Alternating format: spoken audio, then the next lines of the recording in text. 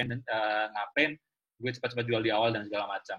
Ketika sudah mulai muncul perlawanan, orang juga akan mikir, oh ini kayaknya nggak parah-parah amat kok, dan seterusnya dan seterusnya. Akhirnya harganya rebound. Itulah yang kita manfaatin di gap down trading.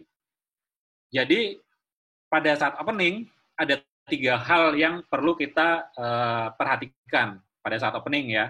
Yang pertama adalah kita cari saham yang persen turun paling dalam. Jadi kita perhatikan persen turunnya. Kayak tadi, sekarang enak, sudah dibatasi hanya maksimal 7%. Jadi paling enak kita cari saham yang turunnya sudah di atas 4% dan mendekati 5%. Tapi sebaiknya itu adalah saham yang bagus ya, bukan saham gorengan. Lebih bagus adalah saham yang secara tren sebenarnya dia bagus, secara fundamental dia bagus, secara kenaikan juga sebenarnya dia masih bagus. Cuma karena sentimen aja, hari itu dia terpaksa turun dulu di awal pembukaan. Kedua, cari yang volume yang menyebabkan dia turun itu kecil. Yang berarti ya sebenarnya nggak ada masif jual. Jangan misalkan cari meskipun BBRI lah, BBRI meskipun opening turun dalam ya jangan. Kenapa? Karena volume yang bikin BBRI turun itu gede banget gitu loh. Itu kecuali kalau BCA itu one of kind lah. BCA masih oke. Tapi kalau tipikal BBRI kayak tadi, di mana buangan itu sangat deras, ya jangan meskipun dia turun begitu opening turun 5% dan segala macam, dia mungkin masih akan bisa naik, tapi chance-nya itu resiko kita itu sudah besar gitu loh di BRI ketika kita masuk di saham yang turun dalam tapi volume yang menyebabkan penurunan itu gede, itu peluang untuk rebound, peluang untuk naik lagi itu semakin berat. Sedangkan pada saat trading gap down umumnya gitu kita tidak mencari keuntungan yang besar, tidak nyari bisa plus sampai 5% dan segala macam. Ada kalanya bisa, tapi most likely gap down trading itu hanya scalping. Kita cari 2-3% saja. Kemudian ini yang juga yang perlu diperhatikan adalah harga VWAP-nya. Saham yang turun dalam, otomatis VWAP-nya pasti akan ketinggalan di atas. Pasti harga rata-rata harian itu pasti akan ada di atas. Nah, disparitas perbedaan antara harga berjalan dengan harga VWAP-nya itulah peluang kita gitu loh. Makanya ketika misalkan sering saya bilang perhatikan VWAP dan segala macam. VWAP itu ya bisa dibilang harga rata-rata pada hari itu kan, harga modal rata-rata lah kalau mau diasumsikan ke sana. Ketika misalkan harga bergerak jauh di bawah VWAP, most likely dia akan mencoba kembali ke atas lagi. Kayak karet yang kemudian direntangkan ke bawah, kemudian ya otomatis ketika dilepaskan dia akan mencoba kembali ke atas, meskipun memang tidak selalu VWAP itu akan terpenuhi lagi. Tidak selalu VWAP-nya itu akan disamperi lagi sama. Misalkan harga turun, begitu opening turun menjadi 1.000, VWAP-nya masih di 1.200. Dia akan ada peluang balik ke 1.200, tapi mungkin tidak akan sampai beneran 1.200. Cuma 1.180, 1.170 dan segala macam. Itu yang juga bisa kita jadikan sebagai titik jual kita ketika kita sudah beli di bawah, itu akan jadi titik jual kita. Nah, caranya gimana? Yang pertama, jika kita sudah punya watchlist, tentu saja yang perlu kita perhatikan utama adalah saham-saham yang sudah masuk dalam watchlist kita. Jadi pada saat opening ya udah cari saham itu aja, saham kita yang sudah masuk watchlist kita, kemudian turun dengan persentase paling dalam, misalnya di atas 4%, lotnya kecil, harganya jauh di bawah VWAP, udah itu most likely kita bisa jual. Kedua, ya jika tidak punya watchlist, di OLT sudah ada fasilitas namanya stock ranking. Tinggal dicari aja stock ranking, cari persen loser. Cari yang paling gede, tinggal dilihat aja last-nya berapa, average-nya berapa, kemudian lihat sisi kanannya. Total lotnya berapa. Cari yang persennya gede, lotnya kecil. Tapi bukan lotnya nggak ada ya. Kalau lotnya nggak ada itu ya kita nggak bisa masuk juga. Tapi lotnya kecil. Lotnya ada tapi lotnya kecil. jika harga dibuka langsung ARB, lihat dulu tradannya. Kalau misalkan tradannya masih banyak di bid, ya jangan masuk dulu. Tradannya masih banyak di belot, jangan masuk dulu. Tunggu hingga tradannya banyak di sisi S-lot. Karena dengan adanya itu berarti demand-nya sudah mulai ada. Contoh, misalkan BRPT waktu 1285, misalkan. Tapi sayangnya waktu itu BRPT kejadian pada saat free close sih. Jadi tidak cukup valid karena kita tidak tahu reaksi pasar seperti apa setelah itu. Meskipun esok hari BRPT ternyata beneran masih naik. Nah, setelah kita beli, kita udah tahu sahamnya berapa, kita cari yang minusnya gede, kemudian lotnya kecil, lebih baik itu sahamnya udah kita kenal, take profit-nya itu memang situasional. Kalau misalkan ketika setelah kita beli kemudian kondisi regional dan segala macam, atau kita beli, kita sudah melihat demand yang besar, misalkan banyak yang sudah mulai makan kanan, kemudian S-lot-nya semakin besar di atas ya, di harga atas kita S-lot-nya semakin besar, itu bisa jadi kadang masih bisa kita keep sampai menjadi hijau lagi, atau bahkan sampai esok hari gitu. Tapi umumnya ketika kita gap down itu hanya scalping, take profit-nya 2-3%. Tapi balik lagi, kalau misalkan memang situasinya kondusif, mendukung, ya selama belum ada belum ada sinyal untuk jual, ya kita masih bisa keep itu. Kemudian karena ini trading quote unquote ngelawan tren ya, karena orang lagi jualan kemudian kita masuk, resikonya tinggi. Makanya jika misalkan teman-teman tidak nyaman untuk trading gap down, ya mending jangan trading ini. Tapi misalkan yang mencari kesempatan di antara market yang merah, trading gap down ini sangat menarik gitu. Itu sih secara prinsip trading gap down itu seperti itu. Hanya simple kita ngelihat persentase turun, lihat lotnya seperti apa, kemudian lihat webnya bagaimana, masuk, udah. Jual 2-3%, kalau misalkan terpaksa ya 1%, yang penting ngasih cuan gitu. Tinggal dilakukan loncat-loncat berkali. Seperti George Soros bilang, it is not whether you right or wrong, that's important, it is how much money you make when you right, how much money you lose when you are wrong. Jadi, gap down trading kalau misalkan lagi enak, itu kita bisa beli beberapa saham sekaligus, kemudian ya tinggal setelah itu pasang TP-TP aja 2-3% di atas harga pembelian kita. Tinggal tunggu aja seharian itu. Bisa jadi dalam beberapa menit sudah cuan, bisa jadi kita nunggu sampai sejam, tapi most likely profitable sih, most likely. Asal ya itu pembelian sahamnya jangan yang kayak BBRI, jangan yang kayak, pokoknya jangan yang volume jualannya kelihatan banget guyuran ke kirinya gitu loh. Nah, kedua one night stand. One night stand itu apa sih? One night stand itu ya strategi trading beli di menjelang penutupan untuk jual di opening esok hari. Strategi analisa itu memperhatikan 3 hal. Yang pertama adalah persen kenaikan. Kalau tadi gap down itu memperhatikan persen penurunan, screening analysis one night stand itu yang diperhatikan adalah persen kenaikan. Jadi fokus kita adalah mencari saham-saham yang baru ditarik naik menjelang penutupan sore hari. Misal LSIP meskipun sudah naik 5%, tapi secara rule harusnya dia masuk. Problemnya memang OMS ini tidak disarankan untuk dilakukan di hari Jumat. Itu. Kedua, volume. Selain kenaikan, kita juga harus memperhatikan volume. Kita mencari saham-saham yang naik dan volumenya meningkat.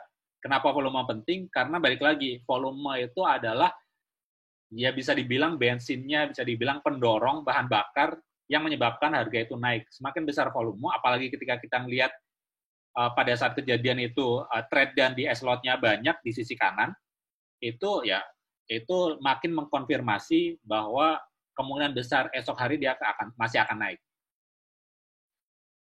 Ketiga, yang perlu diperhatikan juga adalah harga penutupan dari saham itu. Kita mencari saham-saham yang harga close-nya sama dengan high atau minimal 1 tick atau 2 tick di bawah high. Itu 1 tick 2 tick masih oke. lebih baik jika harganya close sama dengan high. Kenapa? Karena ya kita berasumsi ketika harga close dengan high pada hari itu, pada saat itu either tidak ada seller, tidak ada yang jual, tidak ada kalaupun ada seller, kekuatan seller itu tidak besar dan masih bisa dikalahkan oleh buyer. Makanya harga bisa close di harga tertingginya.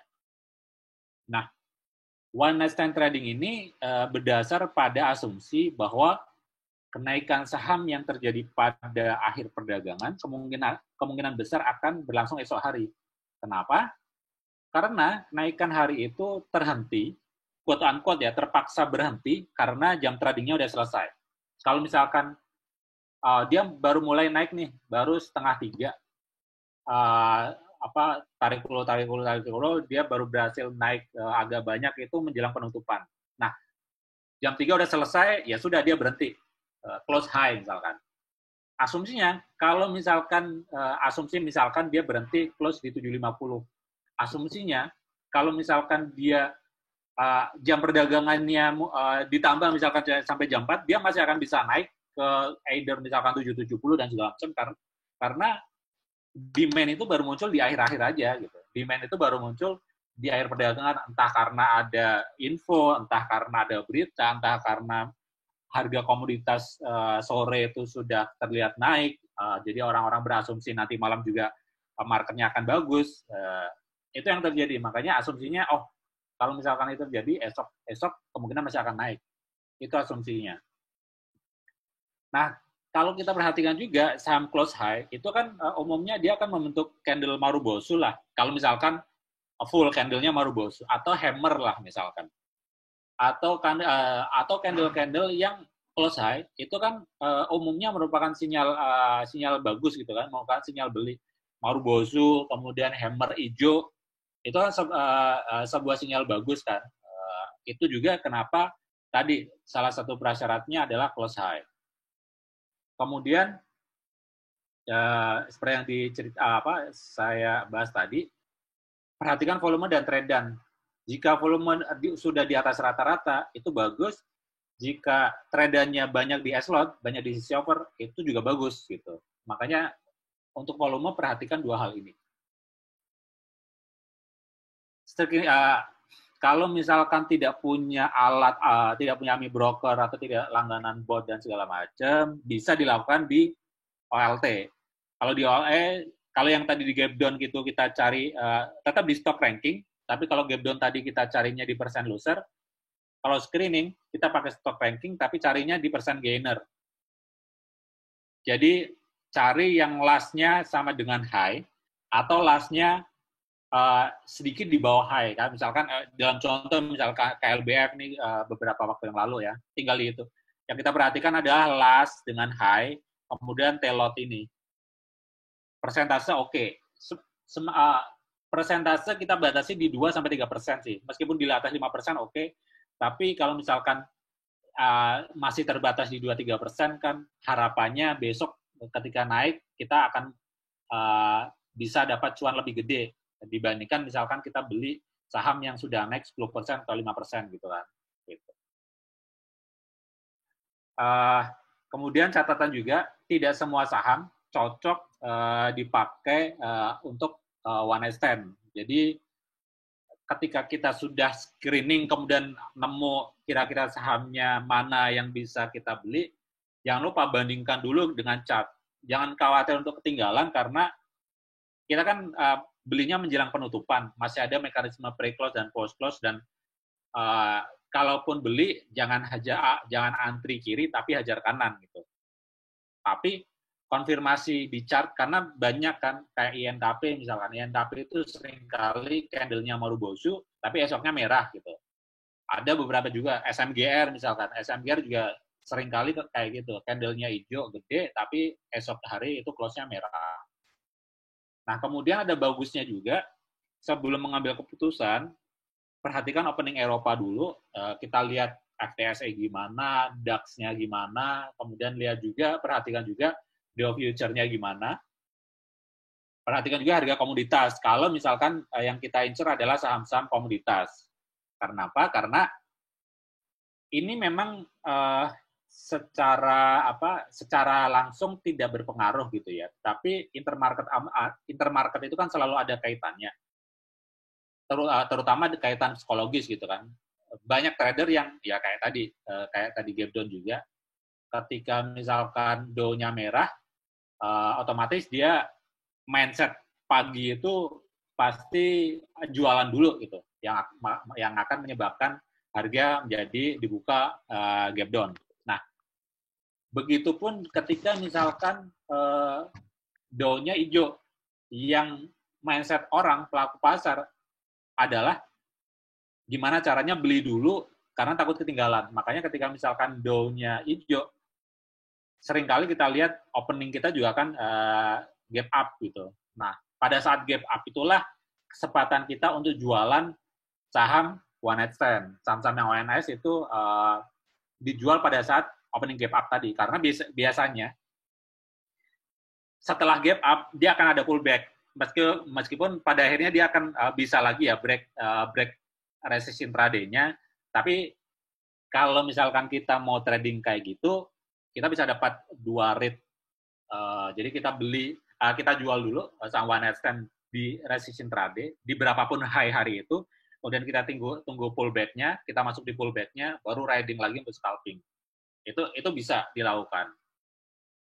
Nah, jika kondisi mendukung, ya udah, bismillah hajar kanan. Jangan antri ya, karena antri di bid itu most likely nggak akan dapat ketika sahamnya itu sedang punya momentum untuk naik gitu loh. Kalau misalkan kita lihat ada saham lagi punya momentum, jangan pelit, jangan antri di bid, tapi hajar kanan. Kalau misalkan kita takut harganya pullback lagi, ya lot-nya dibagi. Ada yang hajar kanan, ada yang antri kiri. Antri kirinya jangan langsung di posisi setelah kita hajar kanan. Bisa 2 tick atau 3 tick. Karena berasumsi pullback ya kalau misalkan kita bicara pullback itu bukan 1 tick. Minimal ya 3 tick itu baru bisa ya, kita bilang pullback gitu. Nah, kedua, ya sebaiknya jangan dilakukan di hari Jumat. Kayak hari ini jangan. Kenapa? Karena ada 2 hari yang kita itu nggak bisa ngapa-ngapain. Dan selama 2 hari itu, banyak hal yang bisa terjadi. Entah Donald Trump, misalkan marketnya tutup hijau gitu ya, kita udah senang. Kalau misalkan itu seharusnya besok kita bisa cuan. Tapi kan besok market libur. Nah, ternyata Sabtu atau Minggu Donald Trump either nge-tweet apa gitu yang bikin sentimen pasar jadi jelek, penutupan do yang hijau akhirnya tidak terlalu berguna di Senin gitu. Karena ada ketidakpastian selama Sabtu dan Minggu. Sebenarnya tetap bisa dilakukan, tapi tidak disarankan. Kalau misalkan mau tetap kekeh, ya nggak apa-apa. Tapi kalau misalkan itu, ya mending jangan. Yang terjadi Senin, ya Senin saja gitu. Kalau Jumat, kita mending clear posisi untuk yang trading. Kalau mau yang swing, hajar aja. Tapi untuk yang trading, sebaiknya clear di hari Jumat, karena ada 2 hari yang ya kita nggak bisa mengantisipasi apapun yang terjadi di market. Itu one night stand. Jadi one night stand itu opposite-nya dari gap down trading gitu ya. Kalau gap down trading itu beli dan jualnya di awal perdagangan, kalau one night stand-nya belinya di akhir perdagangan. Nah, seperti sebuah pepatah yang sangat terkenal bahwa tidak ada yang kaya dari tektokan, tapi sesungguhnya tektokan juga bisa bikin kaya. Yang penting size-nya gitu. Tapi kalau tektokan dengan size besar, ya tetap bisa kaya juga. Jadi jangan salahkan tektokannya, jangan hindari tektokannya, tapi salahkan size yang kita beli di saham itu. Gitu. Kayak misalkan BCA, ngapain BCA tektok cuma cuan 0,5% atau 1%? Ya jangan lihat 0,5%-nya, lihat value yang kita tradingkan di BCA itu. Sama kayak kita one night stand. One night stand cari cuan 2-3% aja. Ya jangan lihat 2-3%-nya aja, tapi gedein size-nya gitu loh. Emang yakin kalau misalkan size-nya gede kemudian nginep semalam, kan resikonya gede. kan tadi sudah ada makanya dibikin koridor-koridor tadi, beberapa prasyarat untuk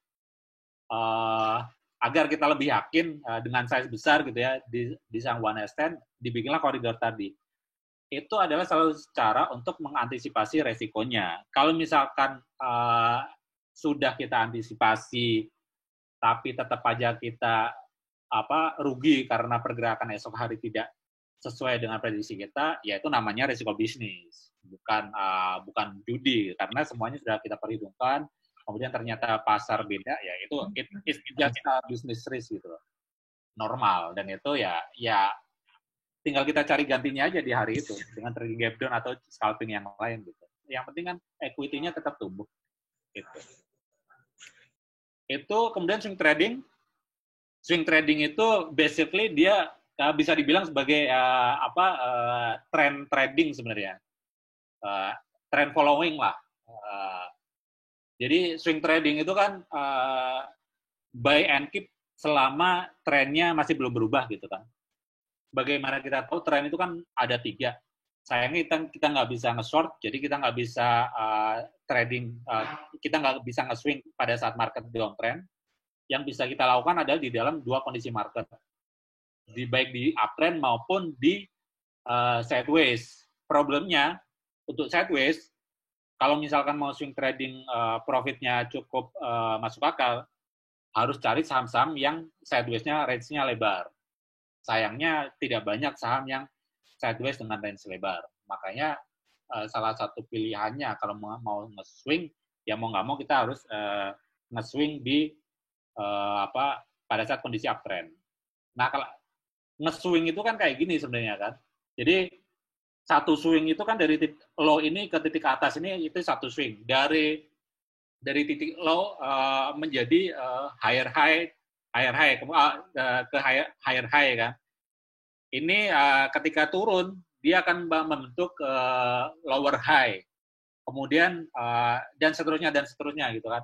Nah, nge-swing itu ya kita main dari titik bawah ini sampai ke atas, atau kalau misalkan dari sideways ya kita main di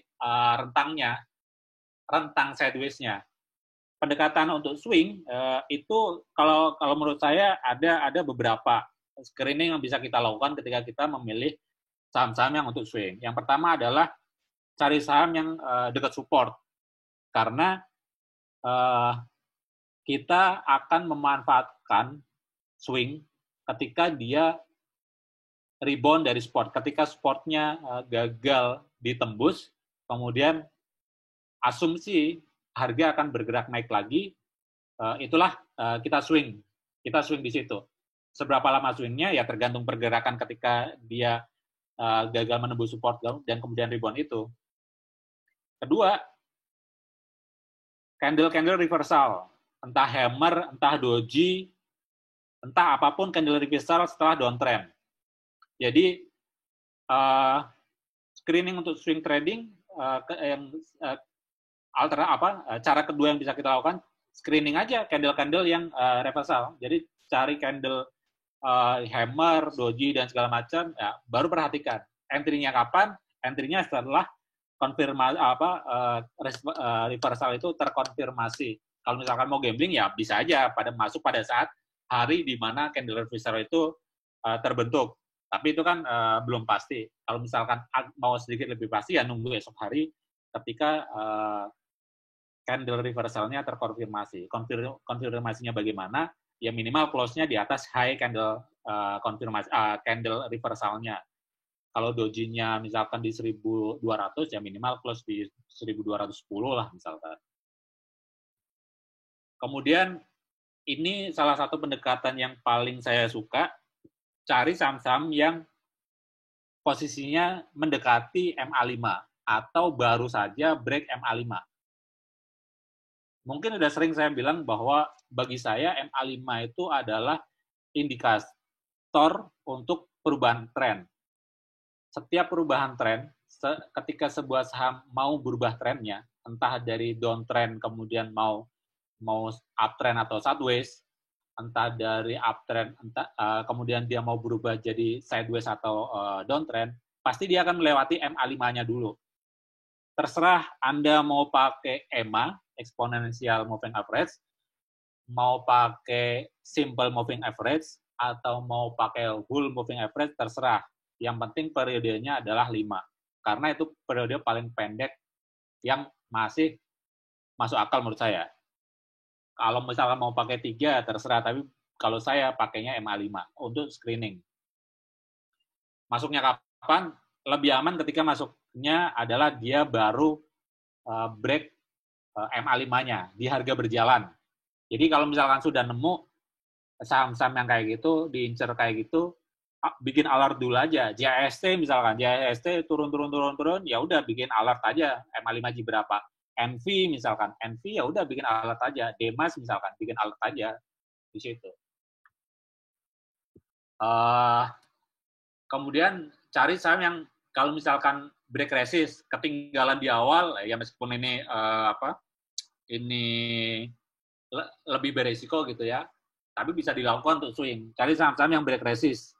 Darvaser misalkan, seorang Darvaser, dia selalu akan masuk di saham-saham yang baru aja break resist. Dan dia akan riding itu sampai kemudian terjadi balik arah. Biasanya, umumnya orang ketika misalkan break, dia masuk pada saat break resist, pada saat ada perubahan tren, dari break kemudian turun lagi, umumnya orang justru tidak jualan. Dia justru akan nambah ketika dia masuk ke dalam titik pullback-nya, dan pullback-nya itu masih di dalam area support garis trendline-nya atau indikasi support lainnya gitu. Entah trendline, entah MA, entah Fibo, orang yang masuk ketika uptrend dan orang yang riding di swing trading umumnya dia ketika pullback justru akan nambah. Barangkali misalkan orang ketika misalkan swing trading dia HMSP misalkan, HMSP itu orang tipikal swing itu kan unload, kemudian load lagi, unload lagi, kemudian load lagi misalkan. Misalkan riding dari 1.700 lah misalnya rata-rata. Dia riding sampai 1850. Kenapa 1850? Karena resisten sebelumnya adalah 1850. Dia unload sebagian di 1850. Nanti dia akan tunggu lagi tuh pullback dia akan turun sampai berapa. Nah, ketika dia turun, pullback beberapa candle, entah 3, entah 5 candle turun, tapi itu masih disupport, dan kemudian sudah tidak bikin new low, tidak bikin low lagi, itu biasanya orang yang swing di saham itu, dia justru akan nambah. Makanya ya cara yang terakhir adalah cari saham-saham yang turun, tapi tidak bikin new low. Seperti ketika saya bilang, saham IPO umumnya saya tidak masuk pada saat tarikan pertama, tapi saya tunggu pullback-nya, dan ketika dia tidak turun lagi, tidak bikin new low, setelah turun dia tidak bikin new low, itulah saatnya kita masuk di saham IPO terutama. Itu. Nah, contoh misalkan, kapan belinya HMSP macam-macam, tapi asumsi kita beli di sini. 1580 rata-rata kalau ya, orang. Rata-rata. Begitu harganya bergerak di atas MA5 dan kebetulan HMSP itu MA60-nya udah deket. Jualnya kapan? Ya sampai sekarang belum jual, tapi ya tadi ketika misalkan kita punya asumsi ada resisten di 1850, ya rata-rata akan jual di 1850. Kayak Mbak Geli bilang, amankan cuannya dulu gitu. Nah, problemnya adalah seperti yang saya bilang di grup tadi, exit strateginya. Orang cenderung ketika misalkan punya barang, itu ketika jualan, itu jual semua gitu loh. Padahal ya nggak harus seperti itu. Memang tidak berdosa, tidak haram hukumnya. Ketika kita mau jualan, jual semua. Ya sudah, itu memang hak Anda gitu loh. Tapi kalau misalkan saham itu lagi kuat, ya ngapain dijual gitu loh. Ngapain kita habiskan gitu. Kita jual aja seperlunya, hanya sekedar untuk, oh gue udah profit nih gitu. Untuk tambahan modal untuk jika suatu saat misalkan pullback. Nah, kalau dilihat, ini kan so far kita masuk pakai MA5, kemudian so far pergerakan harganya juga masih stabil kan, pakai MA5-nya, masih nurut MA5-nya. Once nanti dia pullback, misalkan besok ada candle merah dan segala macam, tungguin aja di MA5-nya. Kalau yang sudah bisa, itu biasa, kalau yang sudah punya barang di 1580 misalkan, kayak saya misalkan, udah akan tunggu dulu, nanti nambahnya kapan, break resist kan ketika misalkan break 1850 sebenarnya bisa nambah. Tapi kondisi market kan lagi nggak bagus gitu kan. Kalau saya akan nunggu lagi dia pullback, either dia nunggu di MA5-nya atau MA10-nya. Baru nambah lagi di situ. Area di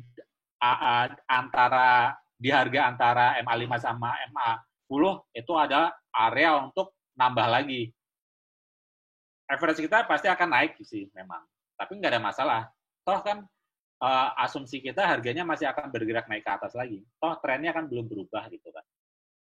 Karena misalkan harga pullback sampai support kemudian naik, kecuali kalau misalkan harganya setelah menyentuh support kemudian bablas, ya udah itu berarti wassalam, itu ya saatnya kita jual semua kalau kayak gitu. Itu AMSP. Yang baru nih, contoh baru, BRPT. BRPT hampir 2 minggu inilah setelah muncul sinyal reversal, doji di akhir kenaikan dia, kemudian bikin tail banyak, jambul di atas, muncul candle doji kemarin. Bagaimana kita tahu candle doji adalah ya candle reversal kan. Hari ini terkonfirmasi ada dua konfirmasi hari ini. Yang pertama adalah konfirmasi karena harganya close di atas high candle doji kemarin. Kedua, harganya close di atas MA5. Volumenya kok, tapi volumenya ya, volumenya problemnya situ. Volumenya cuma problemnya di volumenya BRPT. Dan kalau kita lihat pergerakan BRPT masih banyak yang jualan. Itu problemnya. Tapi sebagai screening awal, BRPT memenuhi syarat untuk diperhatikan. Kalau mau nge-swing, ya, problemnya yaitu volumenya nggak ada. Tinggal ya kita tinggal tunggu volumenya aja. Tapi dari harga closing, kemudian dari posisi candle terhadap MA itu sudah menarik untuk swing awal ya.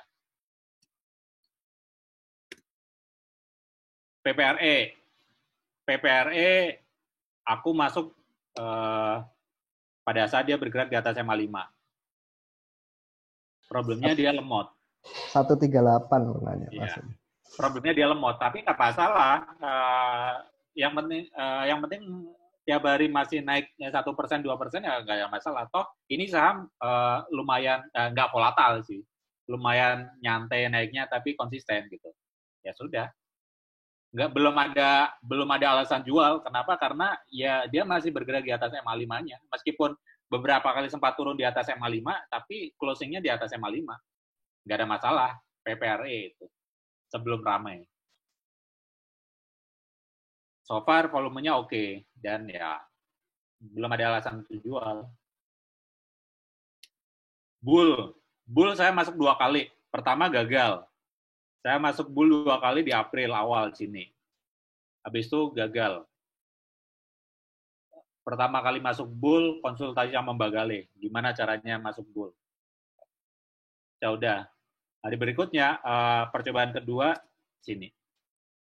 Nah, fungsi MA5, sekarang kalau menurut saya ya, karena tipikalnya banyak melakukan keputusan beli berdasarkan MA5, sekarang kita itu sudah sangat dimudahkan gitu loh dengan adanya bot dan segala macam. Tinggal ya sudah, kita nggak harus beli pada saat itu juga, kita nggak harus monitor pada saat itu juga, tinggal pasang alert-alertnya saja gitu. Jadi suatu saat ketika misalkan harganya bergerak atau sudah mulai pergerakannya, ya kita tinggal ikuti aja.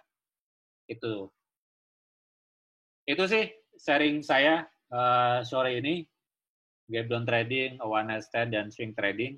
Jadi semoga ada manfaatnya. Silakan yang mau didiskusikan, silakan. Terima kasih. Oke, Om Koko, terima kasih. Ini udah mulai ada beberapa pertanyaan. Ini dari volume volume, lihat volume MA berapa? Apakah MA 20, apakah MA 15? Kalau saya moving average 20 untuk volume. Kalau Om Koko nggak tahu, tapi saya juga kadang pakai MA volume 13 dan 20 kalau saya. Kalau saya pakai MA volume 20 karena MA volume 1 bulan kalau saya. Gitu. Gimana Mbah Gale buat masuk bull saat breakout 162? Dah. Yeah. Itu aja. Terus kenapa tadi saya sempat nanya sama Koko keluar enggak itu? Kalau dilihat dari Fibo retrace dia udah 1618. Ya, 1618. Makanya itu ya kalau udah tahu lah tektokannya kita gimana. 1618 saya ya, awal memang udah digambarin itu kan. Kalau misalkan kita ngelihat Fibo-nya, ya balik lagi memang 1618. Cuma ya itu bull ini kan saham yang ada bandarnya sebenarnya. Jadi kayak beberapa kali ya kalau kita perhatikan dia ini sideways, kemudian ya geraknya suka-suka dia aja gitu loh. Tapi volumenya tiap hari ada gitu. Volumenya tiap hari ada, dia bikin tail tapi dia nggak bikin. Ini kan sinyal jelek semua nih. Jualan, kemudian ini jualan, dia selalu bikin kayak gini kan. Tapi karena dia dibandarin, ya sudah, oke-oke saja. Dan so far, kalau aku lihat, dia cukup rapi di Fibo-nya. Makanya ya masih oke. Tinggal besok kalau misalkan turun di bawah 232 ya unlock dikit-dikit lah. Gitu. Oke, ada pertanyaan. Bull di 175 kan udah ada candle merah, bukan confirm reversal ya? Nah, ini. Kalau saya sih jawabnya simpel. Saya pakai HMA sama Heiken ASI. Selama Heiken ASI-nya itu masih uptrend, ya so what? Silahkan dicek deh. Heiken-nya pasti masih hijau berderet bagus. Gitu. Itu salah satu strategi kenapa saya pernah berkali-kali ngomong, saya akan selalu konfirmasi lihat Heiken, lihat HMA-nya. Selama di HMA-nya masih crossing, masih bagus, saya simpan. Begitu. Om Koko, kenapa nggak 175 dijual? Karena masih cuannya masih dikit gitu. Kalau Om Koko nggak bermartabat soalnya. Nggak bermartabat. Dan karena kalau diperhatikan ya ini saham bandar. Bolak-balik aku perhatikan ini ada yang ngebandarin gitu loh. Jadi ya udah dibiarin aja. Karena ya ada yang ngebandarin. Ngikut aja sama dia, atau volumenya juga ada tiap hari, jadi kita mau keluar kapan aja juga bisa. Gitu. Om Koko, bedanya kriteria buat UNS sama swing apa? Nah, kalau swing itu ganti pasangan, kalau UNS malam itu hajar, besok tinggalin. Kalau UNS itu kan cuma cinta satu malam gitu kan, itu ya bebas sih, kriterianya tadi. Nah sebenarnya ONS pun selama posisinya memenuhi syarat untuk swing ya bisa aja dijadikan saham swing gitu. Kayak misalkan JST ketika baru closing di awal pada saat tarikan hari pertama itu kan bisa dibawa ONS kan. Tapi kan berikutnya karena masih AR lagi kan masih bisa dibawa nginep lagi. Cuma ya secara syarat memenuhi, tapi secara saham kan enggak. Oke, Boga aku komen dikit ya. Dulu Boga bagus, dulu ya kok ya. Tahun lalu itu Boga bagus. Breakout 800 pas kemarin tuh sampai 1.300 juga bagus. Tapi setelah itu hilang volumenya tahu-tahu hilang semua, jebret. Kemarin masuk cuman mungkin karena MSCI Ya karena masuk MSCI dia. MSCI, Boga, NATO itu volumenya jadi ada karena masuk MSCI lagi. MSCI aja, gitu Iya. aja. Cuman nggak tahu sih, nggak ada kepengen karena duitnya juga lagi di Sampurna juga, jadi nggak apa. Ada yang branded kok ya, ngapain cari Iya, yang ada yang ya, brand ngapain. Kalau Boga kata itu, Erik nanti dimarahin Erik main blue chip. itu Makanya kalau saham yang lucu-lucu kayak gitu, kayak Bull, kayak mm, PPR ya jangan. mm, Ya PPR masih bisa lah, tapi kalau masih. tipikal kayak Bull itu nggak bisa disebutin itu. Mm. Hancur semua nanti. Itu si siapa nama si Boga, aku cuman early warning aja, itu semua dikuasai oleh CLS ya, apa sih life insurance apa sih itu, pokoknya yang dulu pernah aku ngobrol dulu. Itu pernya sampai 600 loh. 300 apa 600. Yakin kamu mau dengan saham seperti itu ya silahkan.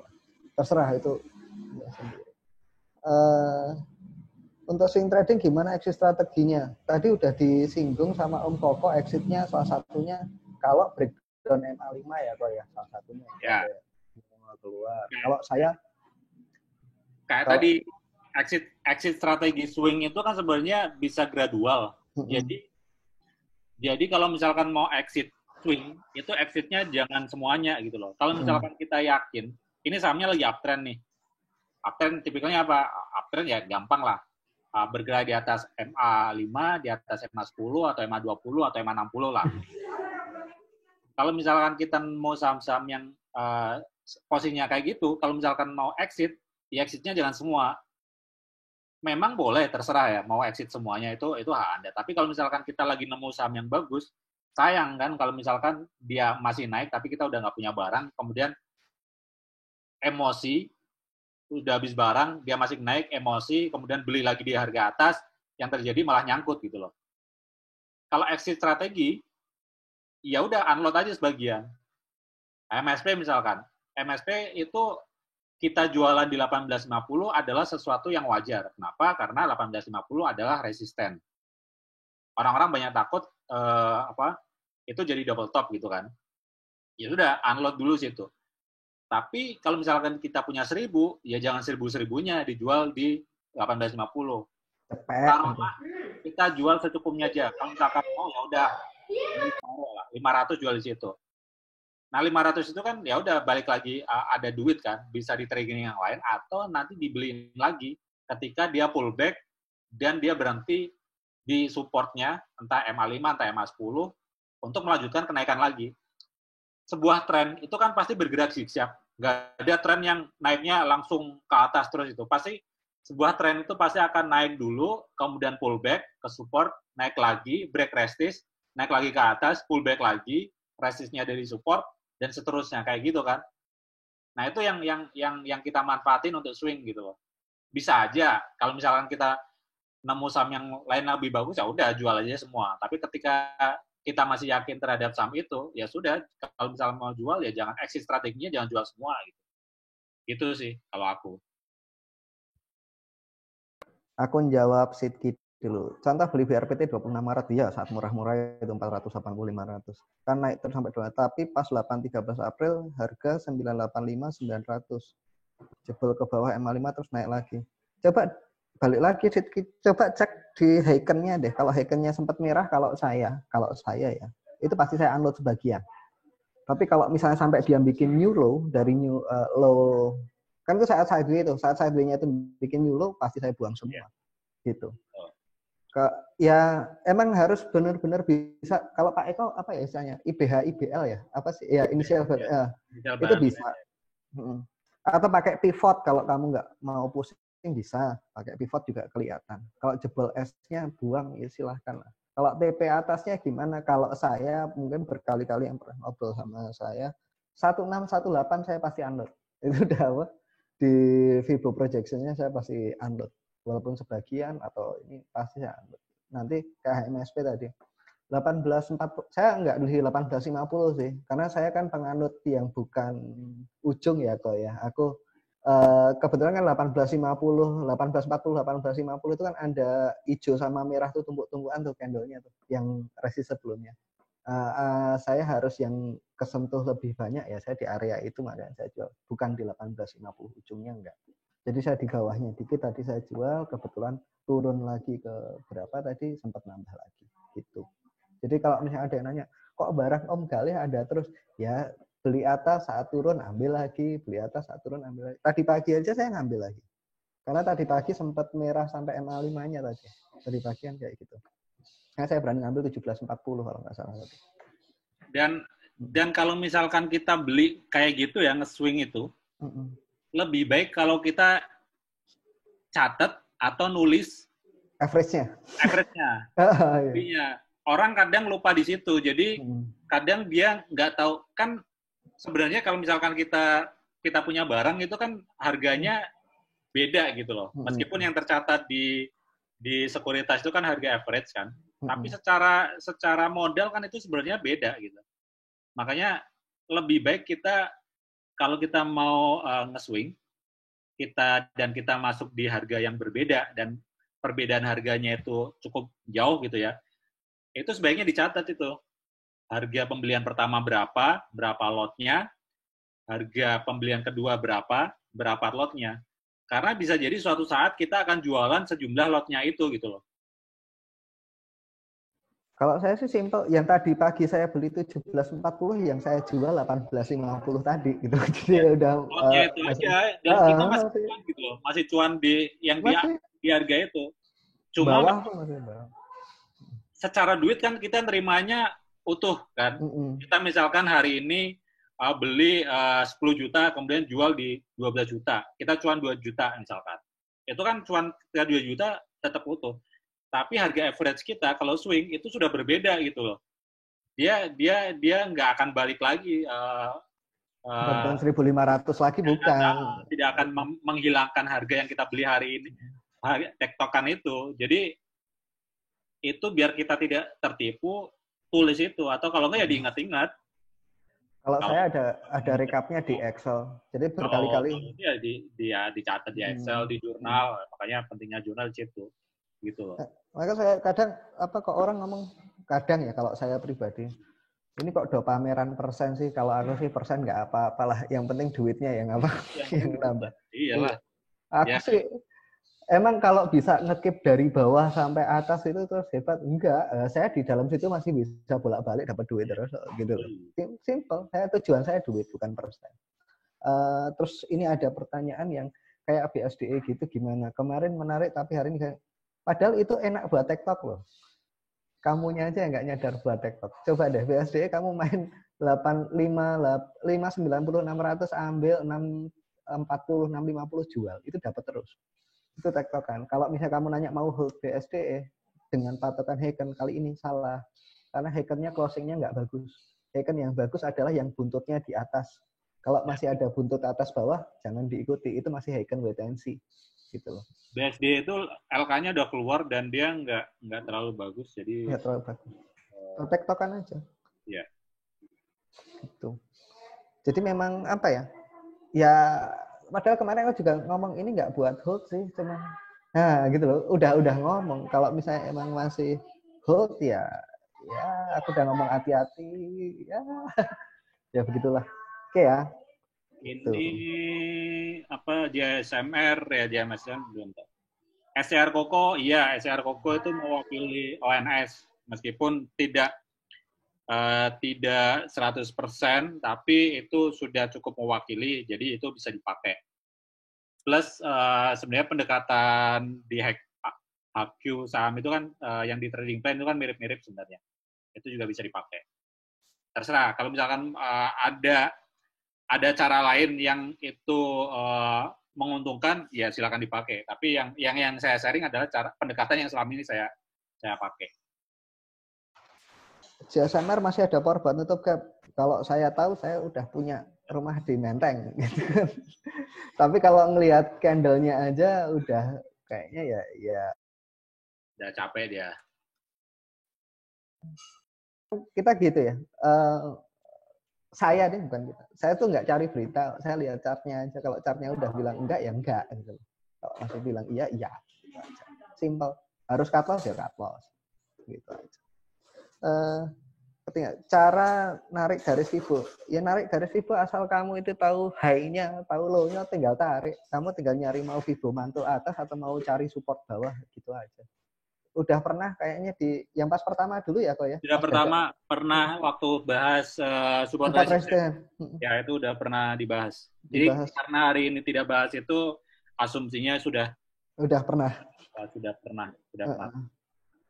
Gitu. Masih volume kecil, memang kenapa masuk tadi ngelihat volume makan kanan. Jadi kenapa L-ship masuk L-ship karena lihat CPO. di running trade, lihat pergerakan di running trade, kemudian lihat bid offer, makan kanan dan segala macam. Ya udah. Gitu. Kalau L-ship saya ingat saya dulu pernah ngajak, teman saya emang nggak kuat iman saat itu. Karena sempat jelek langsung 615 saat itu. Aku sama Pak Tony Lim waktu itu masuk. Ingat. Saat itu aku masuk Ali sama LSIP. Itu beneran dari bawah. Cuman memang setelah naik terus habis itu muncul candle yang jambul ipin panjang banget gitu kan. Jadi saat itu aku langsung keluar hari berikutnya.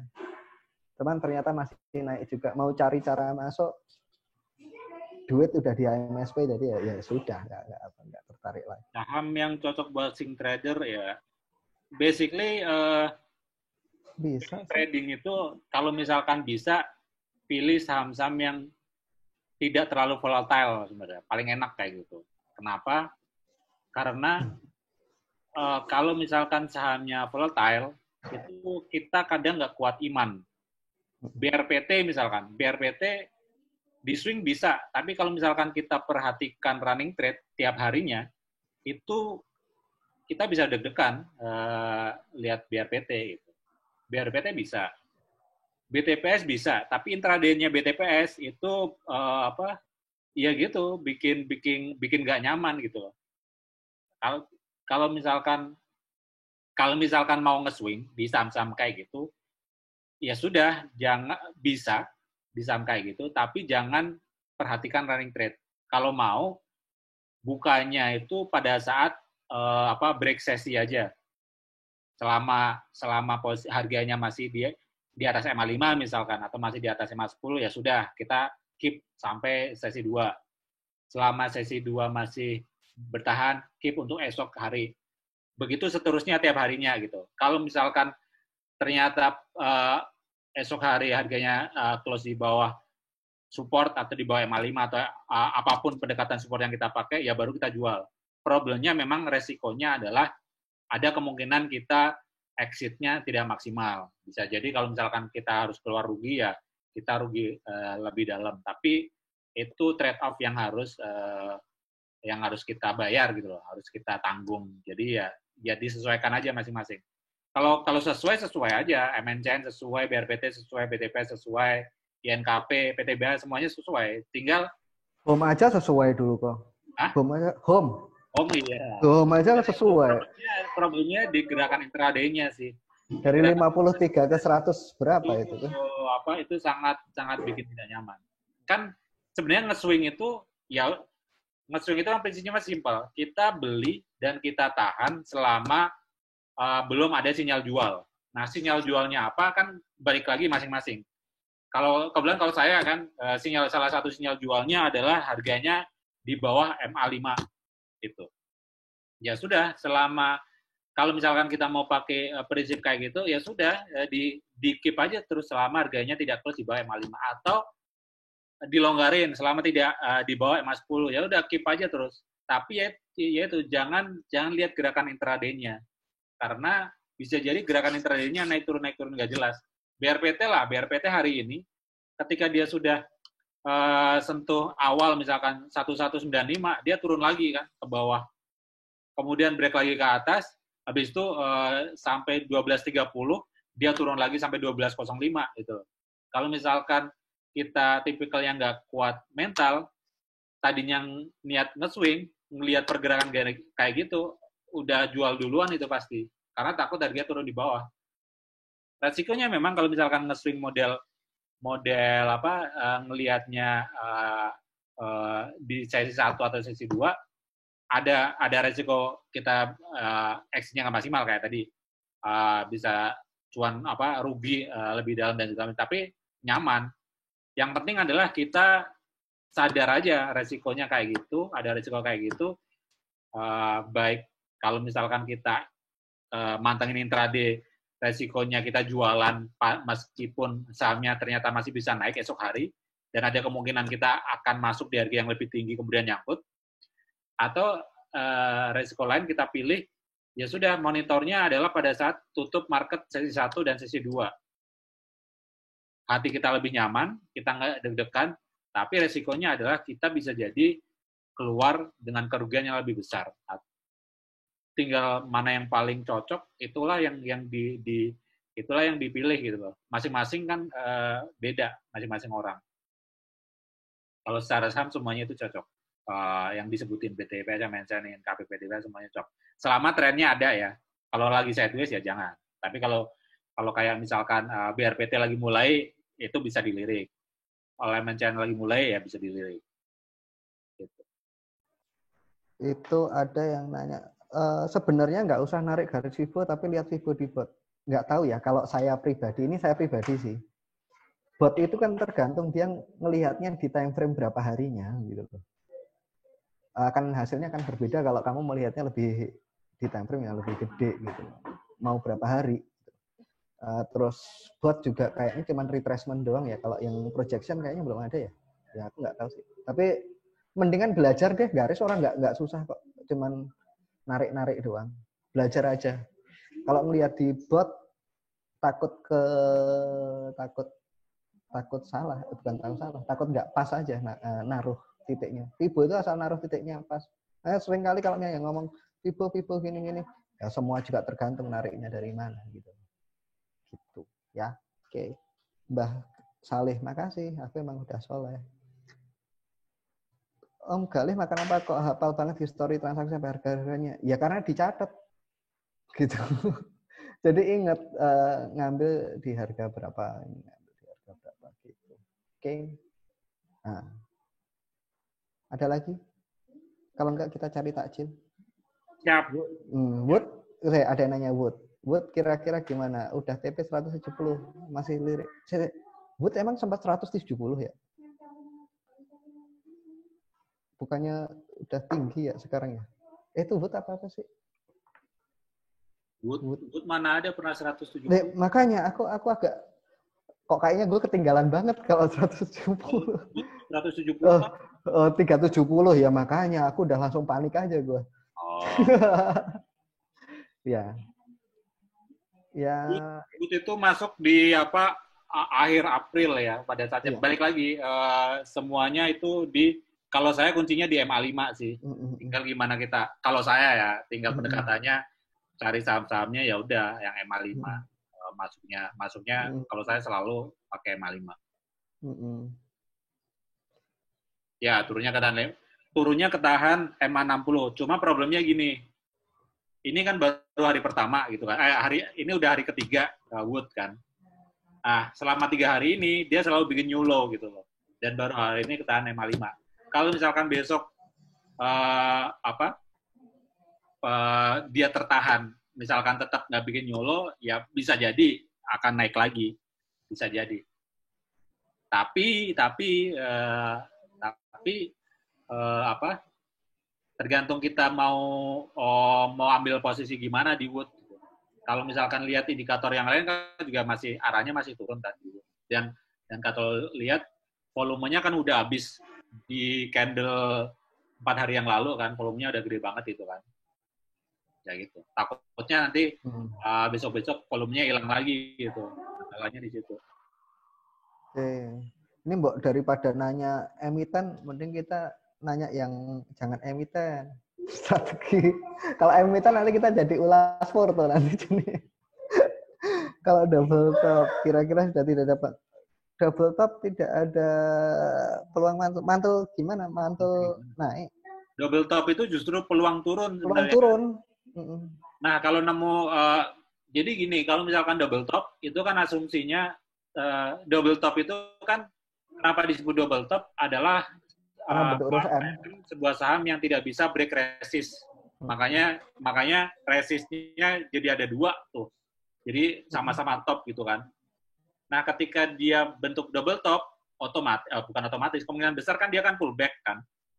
Pullback-nya itu sampai berapa ya tungguin aja. Kalau misalkan mau masuk, ya nunggu pullback-nya selesai. Salah satu ciri pullback selesai, tidak bikin new low. Itu. Tidak bikin low baru. Sudah, masuknya di situ. Apakah nanti dia akan mencoba break lagi? Mungkin. Tapi mungkin juga tidak. Mungkin juga dia akan sideways dulu gitu. Tidak ada langsung akan mencoba tes lagi ke atas, itu nggak ada jaminan seperti itu. Tapi kalau misalkan memang mau masuk ketinggalan di saham yang kayak gitu, ya tunggunya ketika dia pullback dan tidak bikin low lagi. Kalau gini, gampangannya sih baca double top atau double bottom. Sebenarnya kayak konfirmasinya kan ada di neckline-nya semua tuh. Yeah. Gitu loh. Jadi dilihat aja area neckline-nya seperti apa. Gitu ya. Kalau udah bisa ngomong double top, berarti saat aku ngomong neckline berarti udah paham lah. Kalau huruf M itu ya berarti yang tengahnya lah. Gitu. Oke ya. Kalau huruf W ya sama tengahnya lah. Gitu. Double top ya nggak mantul naik ya, nanti dilihat dikonfirmasi di itunya aja, di neckline-nya jebol ke bawah apa mantul naik, paling di situ aja sih area. Isat Asi Ucit, kriteria Koko, kriteria yang mana? Yang di atas MA5, yang SCR Koko, yang OMS, atau yang mana? Gitu. Kriteria Koko banyak juga. MA5 dia. MA5 gitu. Kayaknya ada lagi yang mau nanya strategi. Nih. Jika mau enter dengan strategi gap down, memantau-mantulnya. Saya 5 menit. Kalau Koko nggak tahu, tidak. Aku daily. Aku kalau misalkan kalau gap down itu tidak ngelihat chart. Order book ya, Trade. Jadi ketika intraday itu yang aku perhatikan adalah order book, trade dan segala macam. Jadi tidak relate dengan chartnya. Karena ini kan cuma scalping kan. Kalau aku gitu. Kalau untuk gap down itu, kalau misalkan kita harus bolak-balik cek chartnya, udah ketinggalan. Pokoknya gitu. Jadi kalau misalkan gap down, time frame-nya ya time frame yang terlihat di layar kita. Karena tidak lihat di chart gitu. Jadi melihatnya benar-benar baca tape reading di situ. Cari yang paling paling turun paling dalam, kemudian lihat trade-nya seperti apa, masuk dan segala macam, baru perhatikan gerakan di situ. Cut loss-nya gimana? Biasanya cut loss-nya ketika dia bikin new low atau kalau dia turun di bawah harga beli. Kalau misalkan kita beli di atas ARB, di dekat ARB, ya sudah cut loss-nya berarti kalau misalkan hari itu dia nggak bounce back di ARB-nya ya cut loss. Tapi kalau misalkan kita belinya di tengah-tengah, misalkan di 3%, kemudian dia masih turun di bawah 3%, ya cut loss.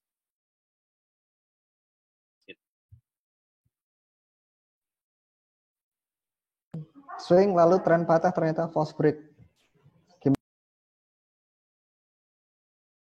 Ya makanya tadi exit tradingnya jangan semuanya gitu loh. Makanya itu tergantung exit strateginya. Kalau misalkan false break, ya CLBK-nya kan udah tahu itu sekarang gini, false break itu kan tetap perlu konfirmasi juga sebenarnya.